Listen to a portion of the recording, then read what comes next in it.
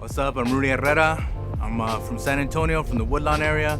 This is a mural I painted, The Last Parade. Yeah, we're right here on the corner of Jefferson and Houston, 311 Houston Street, right across from what's now the Maverick and the Burns building, right across from the Texan 2. I think a lot of people, that'll be their landmark. But what is this? What, Peacock, right? Peacock Alley, St. Anthony's, Travis Church is that way. And I really feel honored to have it here because, you know, I used to walk these streets, you know what I mean? Like, I used to go to Texan 2 after the shift, and you know what I mean? Cowabunga was over there. Like, anybody who's been a river rat's familiar with this little patch and this little alley, right? So, you know, this is based off a sketch that I had when I was, it was about a 5-year-old sketch, and at that time I was keeping a sketchbook on me, man, because baby boy was just born. I was working 2 jobs. And, you know, I was just like, you know, I was transitioning hard into that new dad life, you know what I mean? And so, you know, I had always been creative. And at that time, man, I was in my late 20s, you know? So drawing to me was no longer, it was hard for me to give up, man, because it was no longer like a hobby. I'd been doing it so long. It was an identity, right? It was a part of myself. And it wasn't just something I was ready to kind of give up. So at that time, I'd keep around the sketchbook, man. And, you know, the idea is that, you know, this last parade thing is like they're marching off a cliff, right? And to me, I had to think about, you know, hey, if I'm gonna take this creative outlet and do something with it, now's probably the best time, because all I gotta worry about with baby boy, my son Rocco, is diapers and cheap food. You know what I mean? Like this would be harder for me to do when he's, you know, when he's wanting a cell phone or wanting to look fly for all his homies at school, you know? So right now, when he's a little low maintenance and all he does is keep me up at night, I'm gonna try this. And so the analogy is, man, it's like, you know, that's the cliff, right? Like you have to kind of make that jump.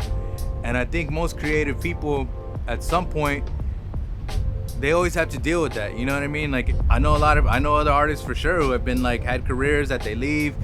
But like I said, man, it's always something that we have to address. I think as creative people, like, what are you gonna do with it?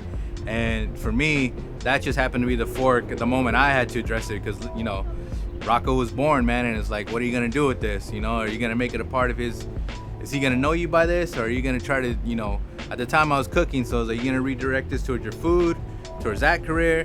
Or are you gonna, you know, try to make these pictures work? So that's kind of the analogy for me, man, is at that point I was just like, it was really heavy on my mind, what do I do with this?